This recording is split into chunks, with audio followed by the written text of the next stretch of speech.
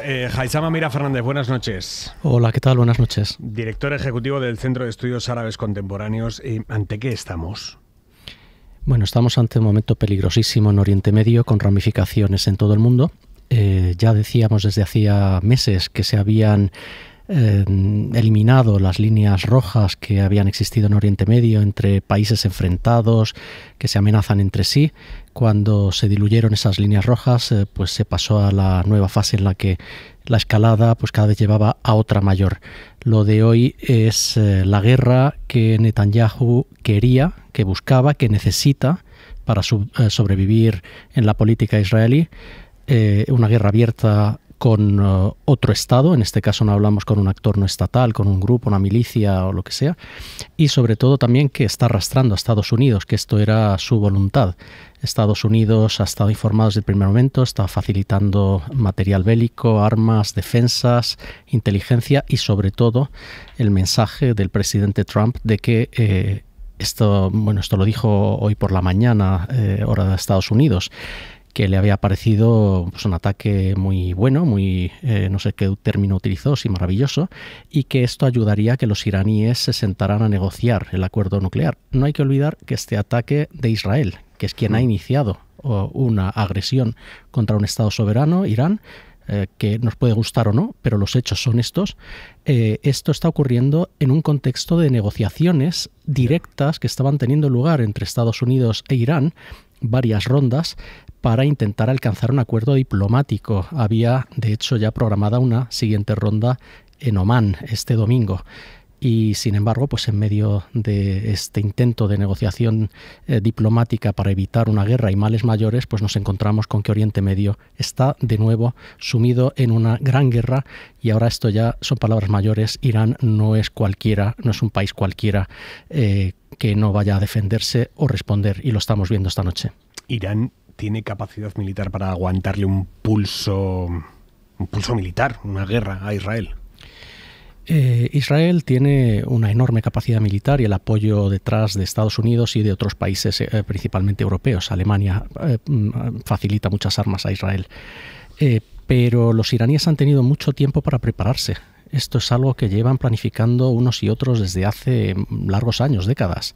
Y hay formas de responder que no son las convencionales, las, digamos, directas o previsibles. Hay formas multinivel de responder, sobre todo si el régimen en Irán siente que hay una amenaza existencial para su supervivencia. Si ese régimen cree que puede colapsar por los ataques, que puede haber un intento de provocar su derribo internamente, un golpe o lo que sea, es de esperar lo que estamos viendo esta noche, las últimas 2 horas, y es que tiene los medios, tiene la voluntad de utilizar esos medios y sobre todo necesita mostrar ante su población y ante el resto de vecinos y de potencias internacionales que ante un ataque como el que hoy ha tenido lugar por la mañana por parte de Israel, Irán va a responder y lo está haciendo. Netanyahu lo que dice es que él pretende impedir que Irán consiga armas atómicas porque podría tenerlas en menos de un año. Eso es lo que dice Netanyahu. Lo que pasa es que llevamos muchos años escuchando a Israel decir que Irán está a punto de tener armas nucleares. De hecho, llevamos décadas escuchando a Israel esto. Sí. Hoy mismo he visto un vídeo de Benjamín Netanyahu en el año 1995 que decía que Irán estaba a punto de conseguir el arma nuclear y no ha sido el caso. Hay distintas formas de evitar que un país tenga armas nucleares. Puede ser bombardeándolo y puede ser mediante la vía negociadora, diplomática, con un acuerdo. Y habría otra forma también de hacerlo, que sería un Oriente Medio libre de armas de destrucción masiva. Hay que recordar que Israel sí las tiene y quiere tener la supremacía y el monopolio de las armas nucleares.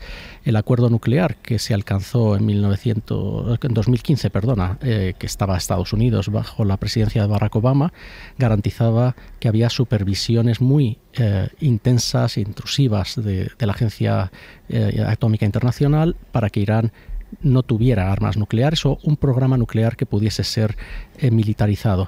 Hay que recordar un detalle que es muy importante. Irán es un país signatario, firmante del Tratado de No Proliferación Nuclear, con las obligaciones que eso tiene. Habrá informes que digan lo que sea, pero si hay un acuerdo y si hay un régimen de supervisión sobre las actividades en Irán, eso es una garantía, no al 100%, pero muy buena de que Irán no está desarrollando un programa militar nuclear. Lo que hay que recordar también es que Israel no ha firmado nunca el Tratado de No Proliferación Nuclear. Y esto, pues claro, genera enormes problemas cuando hay regímenes que además están radicalizados. El régimen iraní, lo sabemos, es una semiteocracia y tiene sus cálculos, etcétera, pero no es un régimen suicida y no es un régimen que haya iniciado la agresión contra Israel. Sin embargo, en Israel lo que estamos viendo en estos últimos tiempos es que el sistema político israelí se está convirtiendo va en camino de una teocracia judía con ultra ortodoxos, con extremistas que quieren imponer una transformación del Estado, tomar el poder judicial y cada vez imponer una visión más mesiánica.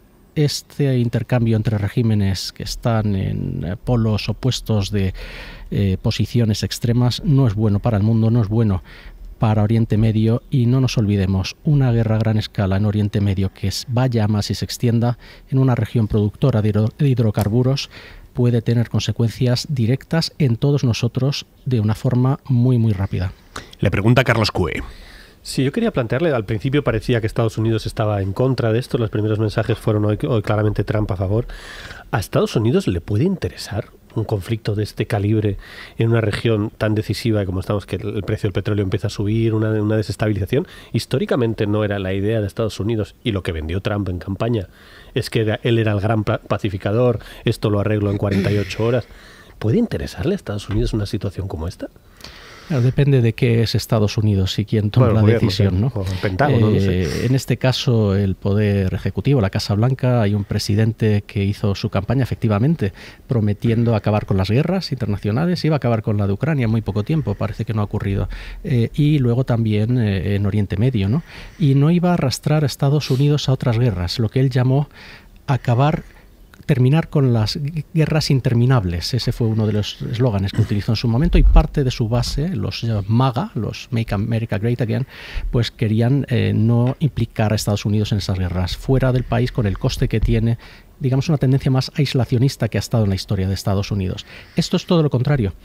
Esta es una forma por el motivo que sea, Trump ha pensado que permitir y facilitar que el Israel de Netanyahu ataque a Irán lo suavizaría al régimen iraní y haría que se rindiese.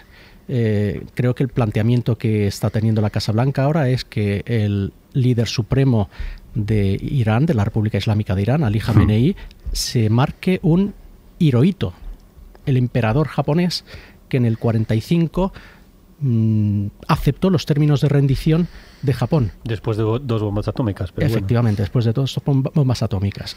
Y esto, pues a día de hoy yo no sé si va a ocurrir o no.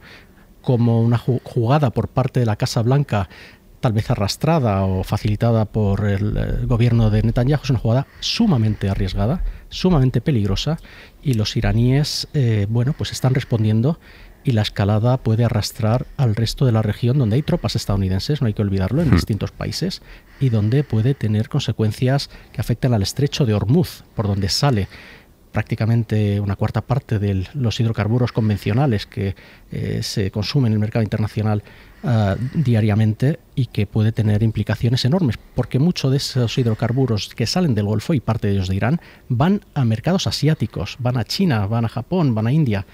Tendrán algo que decir los chinos también, los indios y los japoneses, si de repente esto escala y les afecta directamente en su suministro de hidrocarburos. Le pregunta Manuel Rico.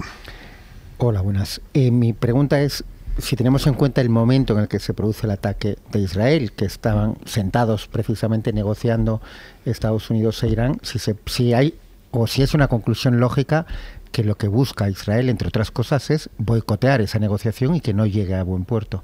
Sí, sin ninguna duda. Además es bastante claro, Netanyahu es un superviviente con las peores artes. Lo que necesita es mantenerse en el puesto de primer ministro en Israel. Esa es una necesidad vital, existencial para Netanyahu, porque es el puesto que le permite mantener la inmunidad.